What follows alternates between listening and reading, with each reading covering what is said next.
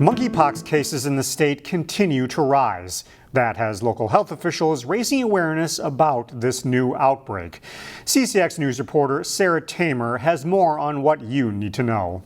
It's really difficult to be an expert in monkeypox right now. It feels like we're learning something new every single day. At a monkeypox press conference Thursday, Hennepin County's public health clinic Red Door explained its response to the outbreak. The outbreak that we're seeing here in Minnesota mirrors what's happening nationally, where we're seeing a rise in cases. Minnesota saw its first case of monkeypox June 24th. Since then, Hennepin County has been working with the state health department to provide testing and vaccines to those at high risk. Anyone can get monkeypox, but it just so happens it's circulating right now among men who are sexual with men. Health officials say the virus is spread person to person through prolonged skin-to-skin contact. The biggest thing that we're seeing clinically as a sexual health clinic is skin lesions.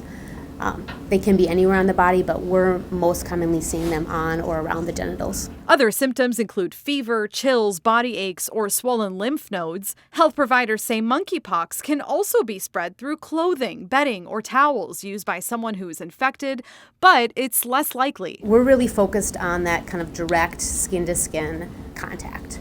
So we're not worried about your risks from walking down the street or standing next to people in line or being out at concerts where people are clothed. Health providers can only test for monkeypox if a rash is present. If someone tests positive, they'll help anonymously notify potential contacts. The vaccine, called Jynneos, is meant to prevent or minimize the severity of monkeypox. A medication called T-Pox is only used to treat severe cases. Similar to COVID, patients with symptoms should isolate and wear a mask. We want people to know what the symptoms are. We don't want them to panic. We just want them to know that we're here, we have care, we can diagnose and test and treat. In Minneapolis, Sarah Tamer, CCX News.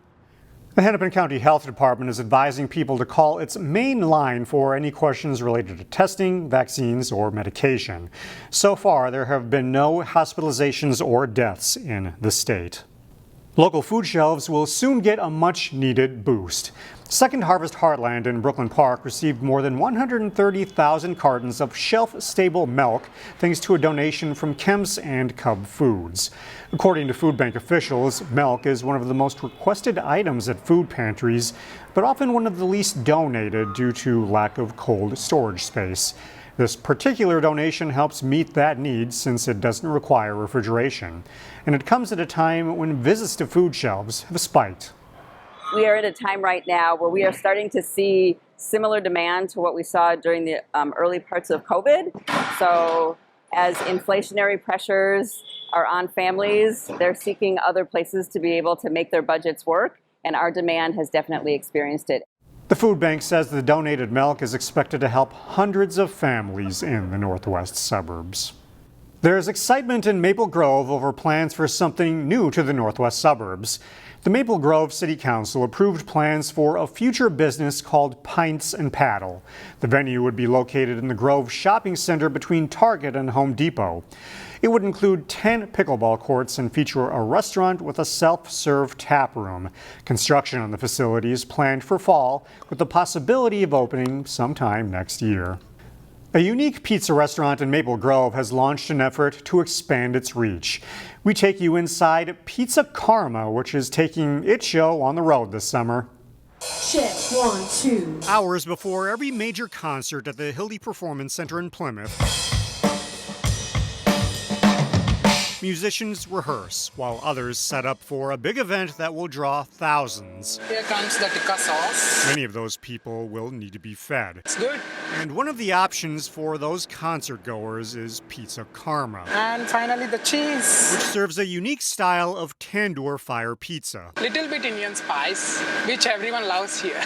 The food truck launched earlier this summer to considerable fanfare. Based on the response that we have at this point, it is overwhelming for the food truck. So this runs around 580 to 600 degree Fahrenheit. Divya Jagannathan is the VP of Operations at Pizza Karma. So Pizza Karma is all about bringing in global flavors locally and being part of the community. And we also stand for sustainable products. What sets Pizza Karma apart from others is their crust. They make it using buttermilk.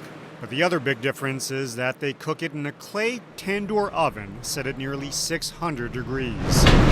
The dough is slapped to the wall, they pop the bubbles that form to make it flatter, and then apply toppings like lamb and green spinach mustard sauce for a unique flavor. I love Indian food. Obviously, putting tikka on pizza, that just sounds fabulous to me, you know? If you talk to customers, The crust that they make in tandoor, real tandoor, and especially looking at, how they cook it in front of you is amazing. you'll likely hear some positive endorsements. I love the authentic tikka sauce on the pizza. Pizza Karma experienced its fair share of struggles during the height of COVID. But with a delicious product and a new food truck to help expand their customer base, the hope is that good karma is coming around to Pizza Karma. It's been really good. This 3 months has been really, really busy. Yeah. A new business in Plymouth is hoping to inspire kids to put their thinking caps on.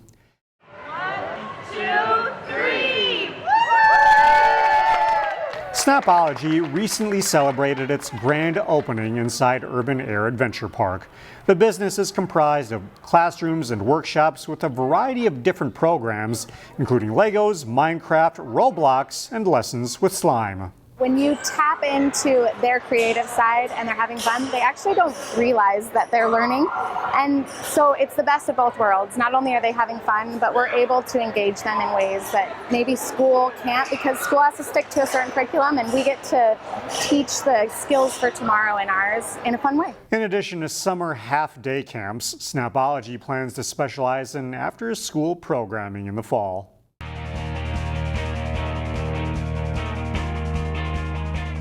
The CCX Sports Hall of Fame has inducted over 75 athletes and coaches into our hall since 2004.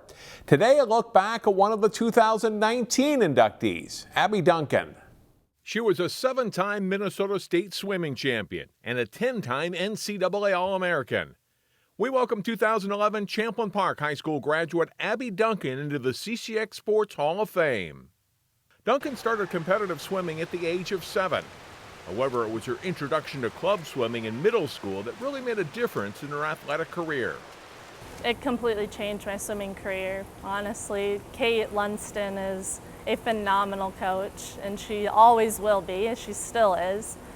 And she, again, like Joe, very similar in personalities, as they love to have fun, but when it's time to work hard, they'll put you to work. By the time her freshman year at Champlin Park came along, she was ready to challenge the state's best high school swimmers. Abby won the state 100-yard breaststroke as a 9th grader in the fall of 2007. She would go on to win 3 more state titles in that event, plus 3 in the 200-yard individual medley. By her senior year, she had set the all-time state record in both the IM and the breaststroke, and she probably could have been a state qualifier and all-state swimmer in whatever event she chose, including diving. We visited with Abby this summer at Jackson Middle School, where she spent countless hours training. It's cool to see all the banners up and my name's still on the board, so I loved being with a team. And I know I couldn't have done it by myself.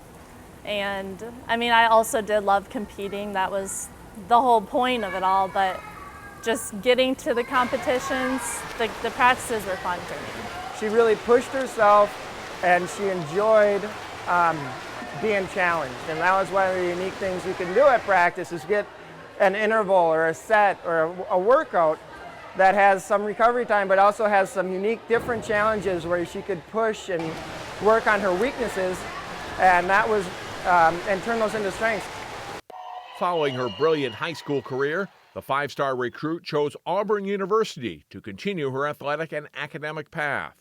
When I decided to go to Auburn, I was so excited. I love the team. I still have friends that we talk to this day on the team.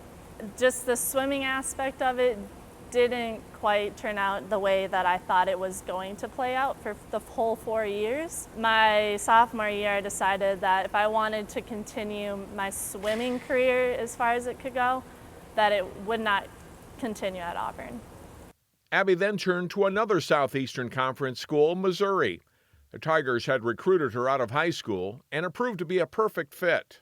It was everything I could have ever imagined college swimming was going to be. I still met great people at Mizzou and still talk to them just like I did with my Auburn friends, but it was just a way lighter environment on the pool deck, and that was just like the perfect fit for me. It just felt like I was back home. The 4-year NCAA meet qualifier went out on a high note in her final collegiate season. I ended on a very good note. I had all best times when I left that program, and it's a testament to the group of coaches that we had there. And with a degree from Missouri in animal science, Abby spent time at both the Tampa Lowry Park Zoo and Mountain Marine in Florida before she enrolled in veterinary school back at Missouri. I worked 4 10-hour shifts and got to be up close with the animals, and it was just awesome to see them like in their environment doing what they do, and being able to pet a rhino was the highlight. Again, that was from the summer of 2019. Congratulations to Abby for being part of our class.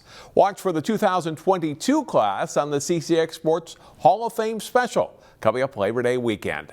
That's all for sports. I'm John Jacobson.